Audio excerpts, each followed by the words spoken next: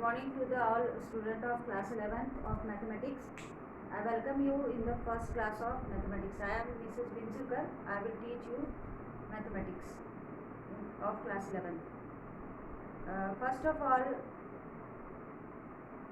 we revise the mathematics formulas or concept we learn in the class 10th. सबसे पहले हम क्या करेंगे, पुराने जो हमने हाई स्कूल्स में फॉर्मूले बेसिक जो कॉन्सेप्ट्स पढ़े थे उनको हम रिवाइज करेंगे. वो उसको आपको फिर से लर्न करना है. उसी के बेस पे पूरा 11-12 का कोर्स बना हुआ है. तो मैं आपको बता रही हूँ कि आपको क्या क्या करना है. और आप ये क्या करेंगे, एक अलग से फॉर्मूले की कॉपी बनाएंगे और इसमें ये सब लिख के रखेंगे. ठीक है, तो चलिए शुरुआत करते हैं हमारे फर्स्ट लेक्चर की. सबसे पहले हम शुरू करेंगे एल्जेब्रिक फार्मूलों से करेंगे. देखिए आपको कितने फार्मूले एल्जेब्रा के लर्न है जो आपने क्लास 8 से 10 तक पढ़े थे. सबसे पहले आपको करना है ये वाला फार्मूला a+b² ये इधर के साइड आपको लिखना है. ठीक है, फिर उसके बाद में a-b², then factor formula of a² - b² ये, फिर 4 a³ a+b3, फिर देन क्या आएगा a-b3 आएगा. फिर उसके बाद में ये देखेंगे हम a³ + b³ ऐसा भी पढ़ा है हमने. इसके दो फॉर्मूले पढ़े हैं, एक है एक्सपांशन और एक है फैक्टर फार्मूला. दोनों लिखना है आपको. सातवां है a³ - b³ ये वाला, और इसका फैक्टर फार्मूला a³ - b³ का ये मैं बता रही हूँ आपको. a³ - b³ का फैक्टर फार्मूला पहले a+b³ का देख लेते हैं. a³ + b³ का a+b a² - ab + b² ये वाला याद है आपको. फिर 9th में a³ - b³ इसकी तरह ये फैक्टर फार्मूला लिखेंगे a - b और a² प्लस यहाँ पे प्लस आएगा, यहाँ माइनस और यहाँ प्लस आएगा ab + b². ये होगा क्यूब के. ये दोनों भी एक्सपांशन, ये आपके 10th में फॉर्मूले है, ये देख लीजिएगा आप बुक में से लीजिए ये. फिर उसके बाद में 10th formula a + b + c² ये भी पढ़ा है आपने. और एक मेन फार्मूला है यहाँ पे जो आपको बहुत काम में आएगा, a² + b² = a + b² - 2ab - 4ab ये वाला. और इसी को हम ऐसा भी लिख सकते हैं a² - b².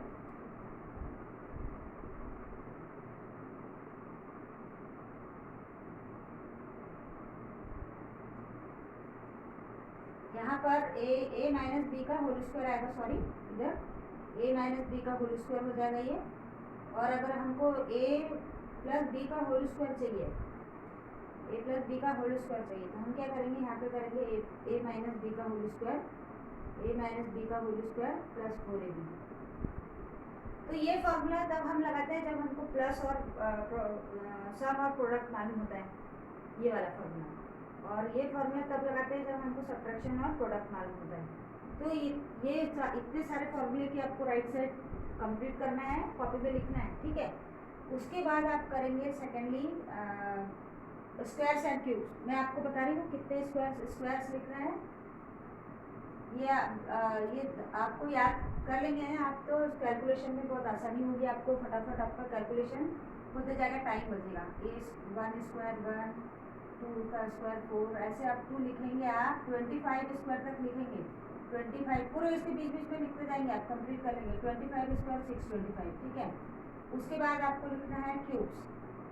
क्यूब्स कितने नंबर के हमको काम में आने वाले हैं.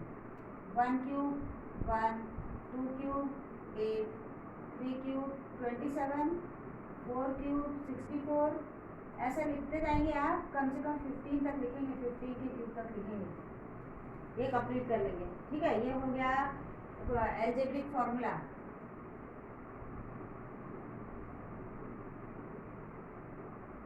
फॉर्मूले.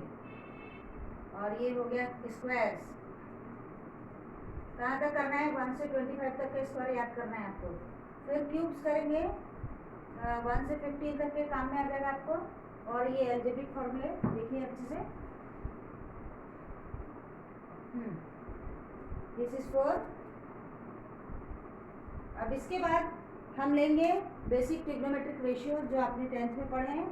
चलिए वो भी मैं लिखा देती हूँ, उसका रिवीजन देख लेते हैं।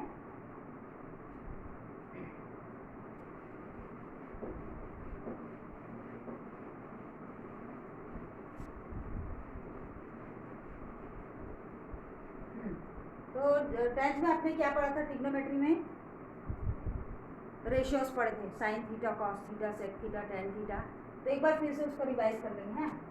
If there is a right angle ABC, we call it ABC, and here is the angle, acute angle theta, then you know that this is the adjacent side, this is the opposite side. Then how will we define sin theta? Sin theta को हम लिखते हैं opposite upon hypotenuse, और sign का reciprocal होता है cosec, cosec theta 1/sin, और इस तरीके से ये हो जाता है hypotenuse by opposite side. Yes. फिर उसके बाद लेंगे कॉस थीटा। कॉस थीटा क्या होता है याद है आपको? बेस अपॉन हाइपोटेनियस, ये होता है। और सेक होता है कॉस का रेसिप्रोकल 1/cos, यानी सेक होता है, तो ये हो जाएगा हाइपोटेनियस बाय बेस ये। फिर उसके बाद में लेंगे हम टेन। टेन मालूम है आपको क्या होता है? Tan theta is equals to sine theta by cos theta भी लिख सकते हैं, या फिर आप लिख सकते हो ऑपोजिट अपॉन बेस लिख सकते हो, और ये हो गया। फिर उसके बाद में कॉट जो होता है वो होता है 1/10। कॉट क्या होता है? 1/10। तो इस प्रकार से क्या हो जाएगा? Cot cos theta by tan theta हो जाएगा, साइन थीटा हो जाएगा, और आ जाएगा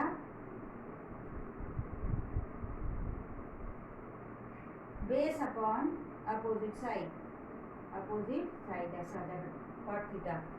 अभी क्या होगा देखिए, 6 रेशियो हो गए, 1 2 3 4 5 6, इतना पढ़ा था आपने। तो ये आपको पूरा लर्न कर लेना है, क्या कौन किसका रेसिप्रोकल है, क्या कौन से एंगल्स, कौन से रेशियो किसके रेसिप्रोकल है, और उनकी ये रेशियो किस किस का लेना होता है। अब उसके बाद में आपने ये पढ़ा था स्क्वायर आइडेंटिटी। स्क्वायर आइडेंटिटी देखेंगे हम। पहली square identity sine square theta plus cos square theta is equal to 1, और जो इसके ट्रांसपोजिशन से बनते हैं वो भी हम ले लेंगे, क्योंकि वो भी हमको बहुत ज़्यादा यूज़ करना पड़ता है। जब हमें साइन को कॉस में चेंज करना होगा या कॉस स्क्वायर को साइन में चेंज करना होगा, तब हमें ये लगाना पड़ता है। तो उसके लिए इसके ट्रांसपोजिशन देखिए क्या होगा। साइन स्क्वायर थीटा लेना है आपको, तो ये इधर चला जाएगा, ट्रांसपोज हो जाएगा, 1 - कॉस स्क्वायर थीटा हो जाएगा ये। फिर इसे एक और बना सकते हो आप, कॉस स्क्वायर थीटा की वैल्यू चाहिए तो साइन स्क्वायर को इधर राइट साइड में ट्रांसपोज कीजिए, 1 - साइन स्क्वायर थीटा। तो ये 3 हो गए relations of sine square and cos square. ये पहला हम इसको नंबर डाल देते हैं। फिर दूसरा आता है टेन और सेक का। क्या फॉर्मूला होता है वो? Tan square theta plus 1 is equal to sec square theta होता है। और ऐसे भी लिख सकते हैं tan square theta is equal to sec square theta -1, अगर हमने 1 को इधर ट्रांसपोज कर दिया तो, ठीक है। और तीसरा ऐसे भी हो सकता है, टेन को इधर ट्रांसपोज कीजिए तो हो जाएगा 1 is equal to sec square theta minus tan square theta हो जाएगा। तो पहली आइडेंटिटी से ये दो ट्रांसपोजिशन फॉर्मूले निकले हैं। दूसरी identity ten square theta plus 1 से ये 2 भी निकाले हैं। किसी की भी जरूरत हमें कभी भी पड़ सकती है, तो सब हमें याद होना चाहिए। फिर तीसरा वाला लेंगे हम। तीसरा स्क्वायर आइडेंटिटी क्या होती है? Cot square theta plus 1 is equal to cosec square theta. इसे भी बना लेंगे हम ट्रांसपोजिशन फॉर्मूले। कॉट स्क्वायर थीटा होगा कोसेक स्क्वायर थीटा -1, और फिर और ऐसे लिख सकते हैं, कॉट को राइट साइड में आप ट्रांसपोज करते हैं तो 1 is equal to cosec square theta minus cot square theta. ये जो 11th-12th का पेपर 1 पेपर 2 है, मोस्टली आपको ट्रिग्नोमेट्री पे बेस्ड है, तो you should learn this formula well. तो ये हो गए, ये 3 फॉर्मूले आपको लिखना है कॉपी में, लर्न करना है। हाँ, इसके बाद आते हैं हम मेंसुरेशन पे। मेंसुरेशन के फॉर्मूले जो हम पढ़े थे उस पे आते हैं, वो मैं बताती हूँ आपको क्या क्या लिखना है। एलाइड एंगल फॉर्मूले भी पढ़े हैं आपने, वो हम बाद में डिस्कस करेंगे हमारे चैप्टर 1 में।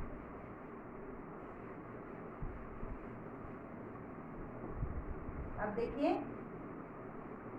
आपको जो ज्योमेट्रिक फिगर्स हैं, स्क्वायर, उसके बाद क्वाड्रिलेटर के जितने भी टाइप है, स्क्वायर, पैरेललोग्राम, रोम्बस, ट्रेपेजियम, सबकी प्रॉपर्टीज लिखना है, 4-4, 5-5 प्रॉपर्टी, और उसको लर्न भी करना है, उसका एक नोट्स बना लीजिए। अब इसके बाद हम देखते हैं मेंसुरेशन में क्या क्या करना है आपको।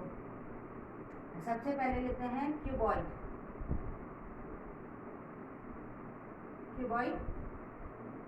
क्यूबॉइड का पहले आप करेंगे total surface area,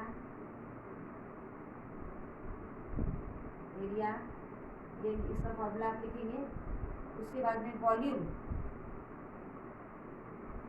of cuboid, volume लिखेंगे ये। फिर उसके बाद में लेंगे क्यूब का सरफेस एरिया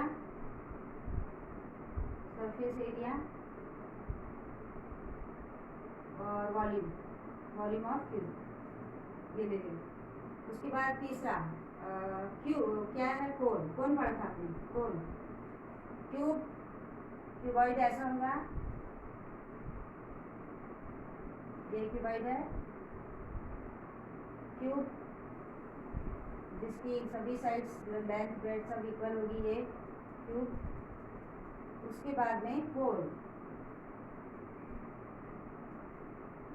में ये स्लैंट साइड होती है, आपको पता है ये, और ये होता है एच, और ये R is the radius, H is the height of the cone, and N is slant side. अभी क्या क्या कोन में करना है, इसकी स्लैंट साइड का फॉर्मूला है, स्लैंट साइड। फिर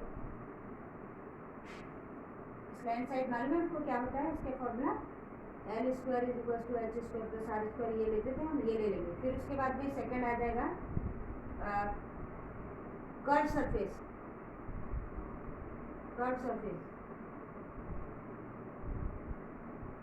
फिर वॉल्यूम ऑफ कोन। हाँ, इसके बाद में क्या पढ़ा था बताइए, इसके अलावा और क्या पढ़ा था, ये पढ़ा था हमने सिलेंडर पढ़ेंगे। सिलेंडर का देखेंगे क्या क्या करना है आपको। सिलेंडर में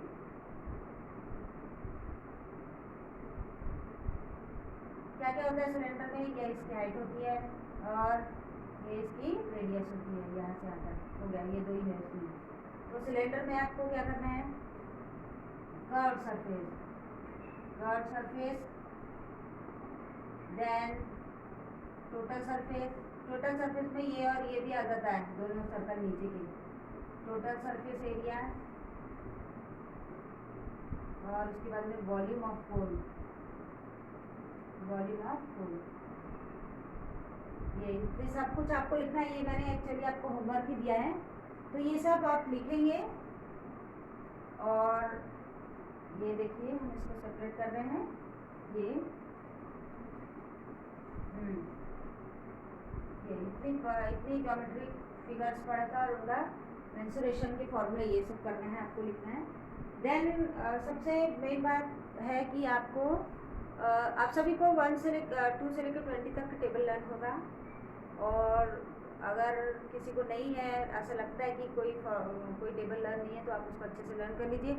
टेबल फटाफट लर्न करने से हमको कैलकुलेशन में बहुत मदद मिलती है, हमारा टाइम सेव हो जाता है। तो टेबल भी लर्न करेंगे आप, तो ये सब होमवर्क आप कर लेंगे, फॉर्मूले कॉपी में लिख लेंगे। और क्या करेंगे, उसको लिखने के बाद 1-2 दिन में मुझे मेरे पर्सनल नंबर पर आप उसको सेंड करेंगे, तो मैं देखूँगी कि आपने सच में होमवर्क किया है या नहीं किया है। तो इतना आज के लिए काफ़ी। और उसके बाद जब हम फर्स्ट पीरियड होगा तो हमारा पेपर 1 का फर्स्ट टॉपिक ट्रिग्नोमेट्री है शायद, वो चालू करेंगे हम। Thank you. अपना इतना होमवर्क करके रखिए, और मैथ्स में थोड़ी ज़्यादा प्रैक्टिस करनी पड़ती है, और फॉर्मूले जिस दिन बताए गए उसी दिन आपको फॉर्मूले भी लर्न करते रहना है। और बराबर होमवर्क शेयर करते रहिए, बताते रहिए। और कोई डिफ़िकल्टी होगी तो आप फिर वो अपनी क्वेरीज भी मुझे पूछ सकते हैं, आंसर कर सकते हैं। Thank you. Be safe.